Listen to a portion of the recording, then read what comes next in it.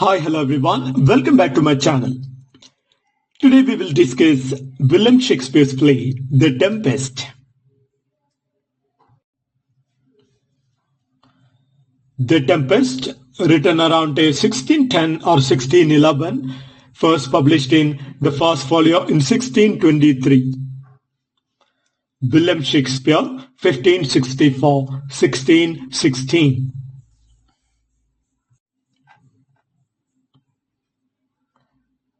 Title and genre. The Tempest is one of Shakespeare's later plays, often classified as a romance or tragicomedy. It blends elements of magic, adventure, and reconciliation, and it is sometimes seen as a romance in the Shakespearean sense.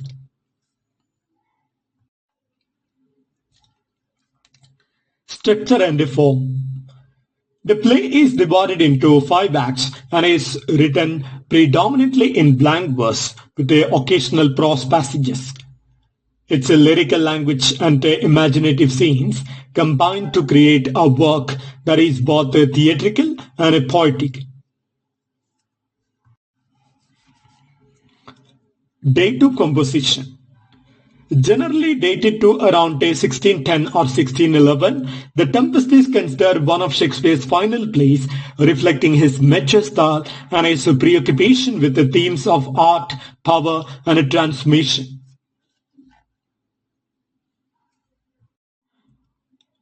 Background of the play. First of all, historical context.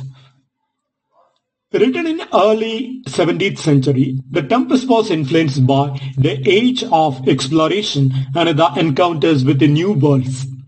Accounts of shipwreck and colonial adventures, such as those involving the sea venture, may have provided inspiration for its setting and plot.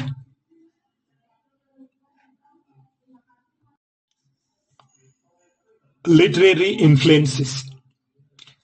The play draws on classical sources, myths, and Renaissance ideas about magic and the natural world. It also reflects the period's shifting attitudes toward authority and the power of art, with the prosperous magic often seen as a metaphor for artistic creation. Personal and political reflection. Some scholars interpret The Tempest as Shakespeare's farewell to the stage, a meditation on art, illusion, and reconciliation. Its themes of power, forgiveness, and the complexity of human nature resonate with both personal introspection and the political dynamics of its time. Now let's analyze the summary of the work. The Tempest tells the story of Prospero, the usurped Duke of Milan, who has lived in exile on a remote, enchanted island with his daughter Miranda. Using his mastery of magic, Prospero creates a tempest that shipwrecks his old enemies and others onto his island.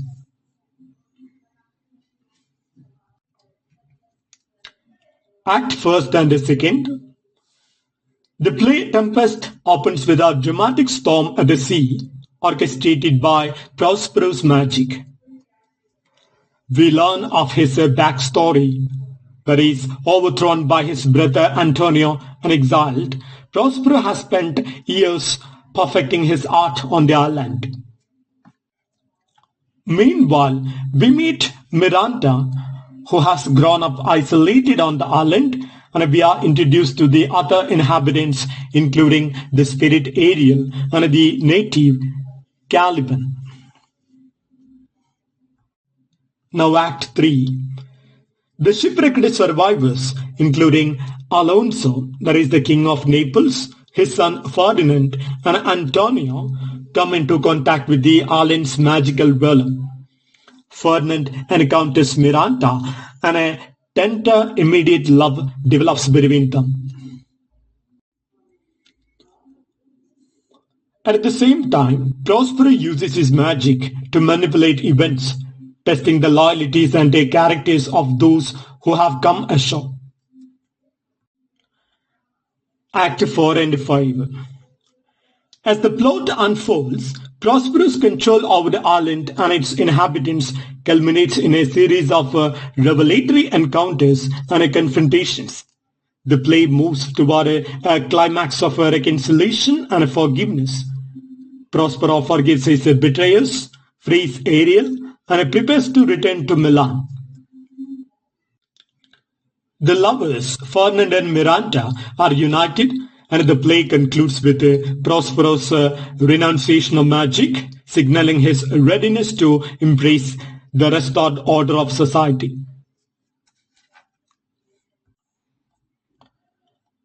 Now let's analyze the characters.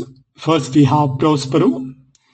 The central figure, Prospero, is the former Duke of Milan who has become a powerful magician.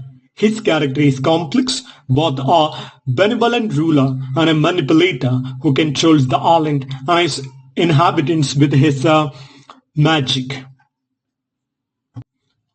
Next we have Miranda, Prospero's compassionate and innocent daughter. Miranda has grown up on the island and represents purity and the hope for a renewed, harmonious future. Her burgeoning love for Ferdinand is one of the play's redeeming center elements.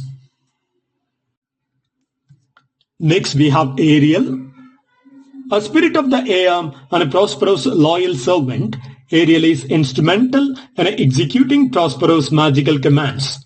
Ariel's ethereal nature and the desire for freedom provide a contrast to Prospero's controlling demeanor. Next we have Caliban. The narrative inhabitant of the island, Caliban is portrayed as a brutish and resentful, viewed by Prospero as a slave. His character raises complex questions about colonization, subjugation, and the clash between nature and civilization. Next we have Ferdinand. The son of Alonso, king of Naples, Ferdinand is a young noble whose romantic encounter with Miranda symbolizes the union of different worlds. His sincere and honorable nature stands in contrast to the political intrigues of the older generation. Next we have Alonso, Antonio, and others. Alonso, along with his brother Sebastian and Prospero's usurping brother Antonio, represents the political forces and betrayals that led to Prospero's exile. These characters provide a backdrop for political ambition, highlighting the conflict between personal integrity and the ruthless pursuit of power.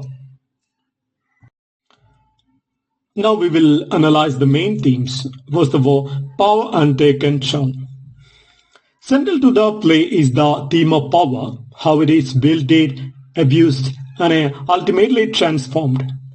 Prospero's magic symbolizes both his authority and his ability to shape reality, raising questions about the nature of leadership and the ethics of control. Next theme, illusion versus reality.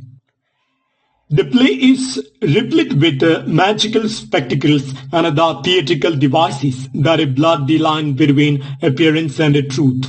This tension encourages audiences to reflect on the nature of art itself as well as the way we perceive and interpret reality. Next theme, reconciliation and forgiveness. One of the play's redeeming qualities is its emphasis on forgiveness and the restoration of order. Prospero's eventual decision to forgive his enemies and relinquish his magical powers speaks to the possibility of renewal and the healing of past wounds. Now the next theme, colonialism and the other. Through the characters of Caliban and the portrayal of the island, the play addresses issues of colonialism and a cultural encounter. Caliban's subjugation and the exploitation of the island raise questions about the legitimacy of imperial authority and the consequences of domination. The next theme, the nature of art and creativity. Prospero's role as a magician and a playwright within the narrative has been widely interpreted as a reflection on the creative process. His control of the elements and his orchestration of events serve as metaphors for artistic creation and the transformative power of imagination. Now let's analyze the setting of the work. The Enchanted Island. The remote island where the play is set is both mystical and symbolically charged.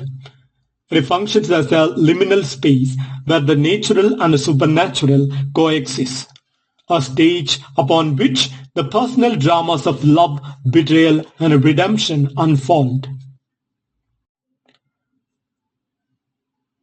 Contrast with the civilization. The island represents an alternative to the ordered, politically charged world of Rome and Naples.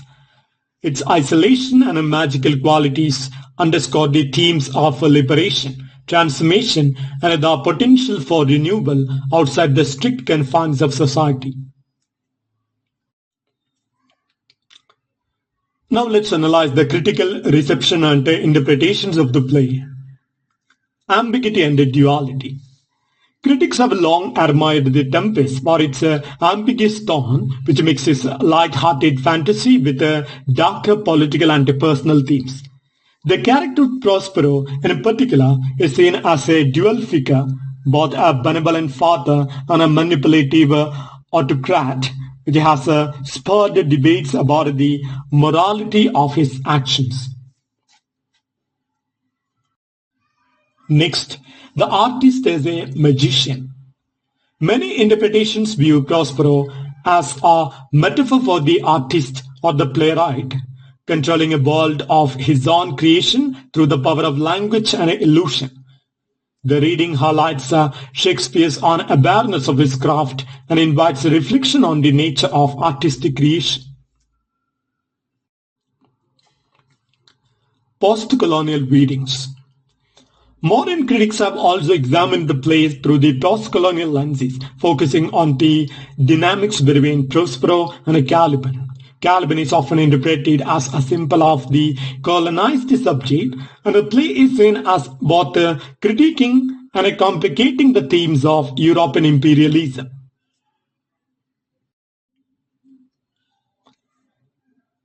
Reconciliation and redemption.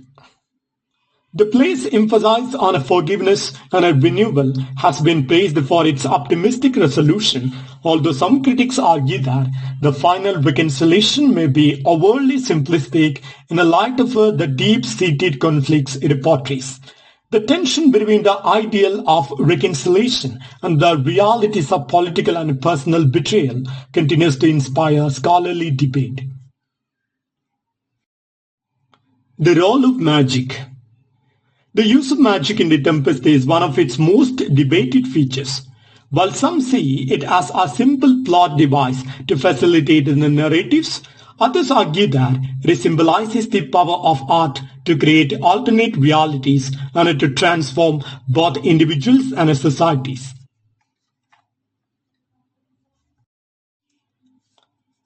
Now let's go to the detailed summary of the work. Act first, the storm and the island's past. The Tempest opens with a shipwreck. The play begins with a dramatic storm at sea. Sailors struggle to control the ship, and a tempest, revealed later to be conjured by magic, throws the vessel toward the shore of an enchanted island. This opening scene establishes the supernatural atmosphere that permeates the play. We soon meet Prospero, the exalted Duke of Milan, who lives on the island with his daughter Miranda. In a quite reflective scene, Prospero explains to Miranda the backstory of his usurpation by his brother Antonio and how he came to be stranded on the island. This exposition sets up the central theme of power lost and reclaimed. Prospero's servant Ariel, a spirit of the air, enters, showing his magical abilities and a loyalty to Prospero. We also get our first glimpse of Caliban, the island's native, who resents Prospero's colonizing presence and claims the island as his own.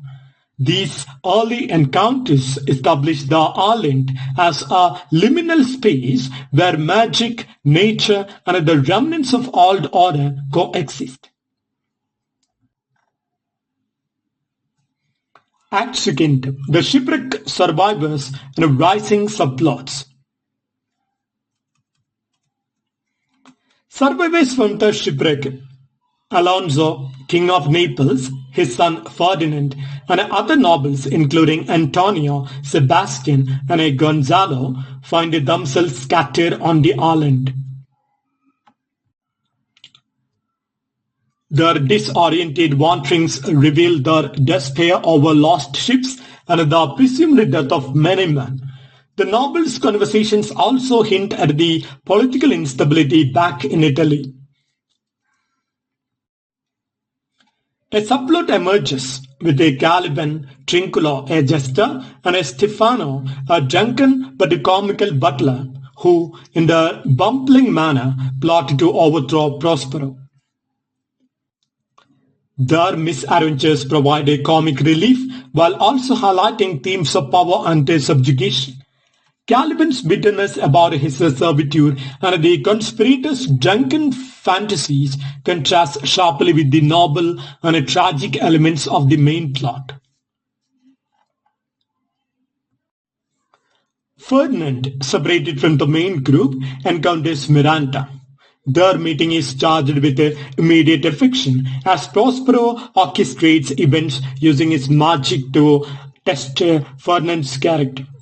This encounter establishes a hopeful counterpoint to the chaos, setting the stage for themselves of love and a renewal.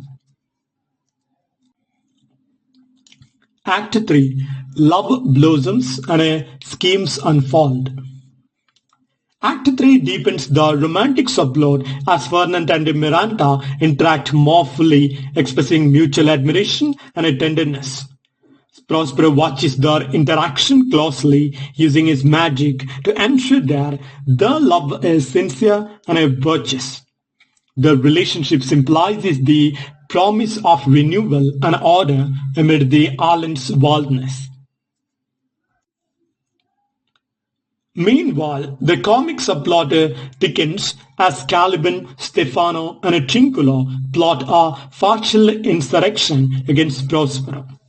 Their scheme, though inept and humorous, underscores the theme of rebellion against authority. This subplot contrasts with the genuine, almost sacred nature of Ferdinand and Miranda's love. Ariel carries out Prospero's commands to further manipulate the shipwrecked nobles, ensuring that each character's path begins to converge toward the resolution Prospero has envisioned. These magic interventions highlight the theme of illusion versus reality, a central concern of the play. Act 4. Revelations, masks, and the promise of reconciliation. In a striking scene, Prospero conjures an elaborate banquet for the nobles. Just as the guests are about to enjoy the feast, it vanishes in a display of magical power, a reminder that nothing on the island is as it seems. Soon after, a mask, that is a symbolic theatrical performance, is presented, celebrating the impending nuptials of Ferdinand and Miranda. It symbolizes hope, fertility, and a restored natural order.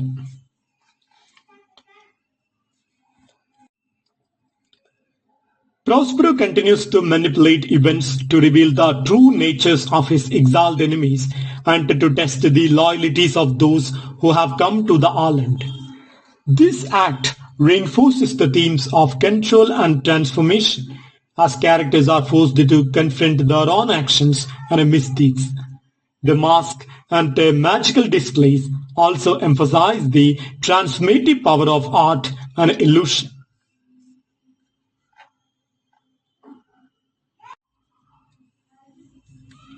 The conspiracy by Caliban, Stefano, and Trinculo is further developed, but their foolish plot ultimately lacks the force to challenge Prospero's authority. Their antics add levity even as the main narrative heads towards its dramatic climax. Act 5, the unraveling of deceit and the restoration of order. In a final act, Prospero reveals himself to the royal party. He confronts Alonso, Antonio, and the others with his history and forgives them, demonstrating his magnanimity and the possibility of redemption. This act of reconciliation is central to the play's theme of forgiveness and the restoration of natural and political order. The conspirators' schemes are laid bare and humorously rebuked, underscoring the futility of their rebellion against Prospero's will. Meanwhile, the love between Ferdinand and Miranda stands as a symbol of new beginnings, bridging the gap between the chaotic past and a hopeful future. In a moving epilogue, Prospero relinquishes his magical powers, signifying his readiness to reintegrate into the civilized world of Milan. He forgives his enemies, frees Ariel, and prepares to return home, marking the end of his personal journey of vengeance and the start of a new chapter based on reconciliation and order. The play concludes with a note of optimism as the characters look toward the future.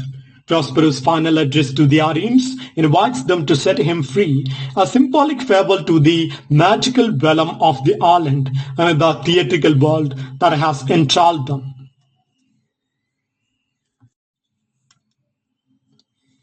Now let's analyze the main quotes from the play. The first one.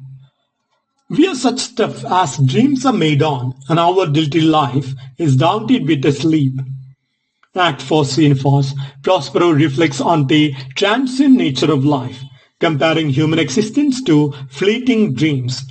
The line emphasizes the theme of illusion, performance, and mortality that runs throughout the play. It reveals Prospero's growing detachment and a philosophical maturity as he prepares to relinquish his power. The second chord. This thing of darkness I acknowledge mine. In Act 5, Scene 4, Prospero admits responsibility for Caliban, calling him a thing of darkness. This moment reflects a self-awareness and a willingness to confront the darker aspects of his own nature and past decisions. It marks a key point in Prospero's journey toward a reconciliation and a forgiveness. Now the next quote. O brave new world that has such people in it. In Act 5, Scene 1, Miranda acclaims this upon seeing the other nobles for the first time. Her innocence and optimism contrast with the corruption and politics of the courtly world. The line is both hopeful and ironic, capturing the tension between idealism and reality.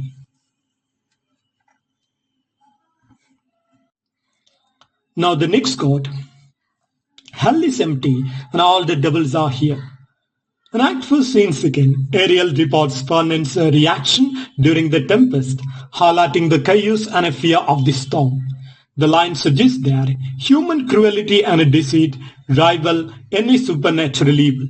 It reflects a central concern of the play, that is, human morality. Now the next quote. What is past this prologue? Act 2, Scene 1. Antony uses this to justify betrayal, suggesting that everything that happened before was merely a setup for the present. While he means it manipulatively, the line has deeper philosophical implications about fate, history, and personal agency. It remains one of Shakespeare's most quoted phrases. Now the next quote. You taught me language, and my profit on it is I know how to curse. In Act 1, Scene 2, Caliban bitterly accuses Prospero of civilizing him only to exploit him. The court illustrates themes of colonialism, power, and resentment. Caliban's words expose the darker side of Prospero's rule and raise questions about what it means to be civilized. Now the next quote. My library was dukedom large enough. Act 1, Scene 2, Prospero explains how his obsession with the knowledge led to his political downfall.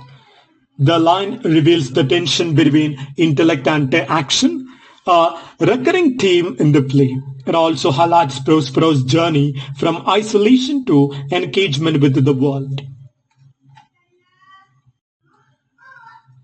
Now the next quote. Be not afraid, the isle is full of noises, sounds, and sweet airs that give delight and hurt not.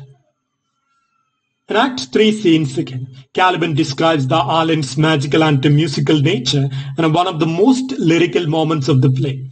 This passage shows his sensitivity and a connection to the natural world, challenging the idea that he is merely a brute. It adds depth to his character and showcases Shakespeare's poetic imagination. Now the next quote. The rarer action is in virtue than in vengeance. In Act 5, Scene 1, Prospero decides to forgive his enemies rather than take revenge. This quote represents the climax of his moral transmission. It reinforces the play's overarching themes of mercy, redemption, and the ethical use of power. The next quote. You are three men of sin. Act 3, Scene 3, spoken by Ariel to the shipwrecked nobles, this line is part of a dramatic moment of divine judgment. Ariel accuses them of past crimes, particularly against Prospero. The scene evokes themes of guilt, justice, and repentance. Now the next quote. Me, poor man, my library was dukedom large enough. Act 1, Scene 2, Prospero reflects on how he was too absorbed in his studies to defend his political position. The line underscores his journey from scholar to ruler. It also signals the danger of neglecting practical responsibilities in favor of intellectual pursuits. Now the next quote. Full fatum fight thy father's lies, of his bones are coral made. In Act 1, Scene 2, Ariel sings this haunting song to Ferdinand, making him believe his father has drowned. The song's lyrical beauty contrasts with its morbid content, emphasizing the play's theme of transmission and illusion. It is a quintessential example of Shakespearean magical realism. Now the next quote. Now, my charms are all overthrown, and what strength I have is my own. Epilogue. Prospero speaks directly to the audience, acknowledging the end of his magical power. This meta-theatrical element breaks the fourth wall and aligns Prospero's renunciation with Shakespeare's own farewell to the stage. It invites the audience to participate in the closing gesture of forgiveness and release. Now the next quote. A devil, a born devil, on whose nature can never stick. Act 4, Scene 1, Prospero voices frustration over Caliban, believing he is beyond redemption. The court reflects the limits of education and the passive intractability of human nature. It reveals Prospero's complex and often harsh view of morality and control. Now the next quote. Thou shalt be free. In Act 5, Scene 1, Prospero promises Ariel his long-awaited freedom. This moment is emotionally powerful, symbolizing liberation and the end of servitude. It encapsulates a major theme of the play, that is, freedom from bondage, whether magical, political, or emotional.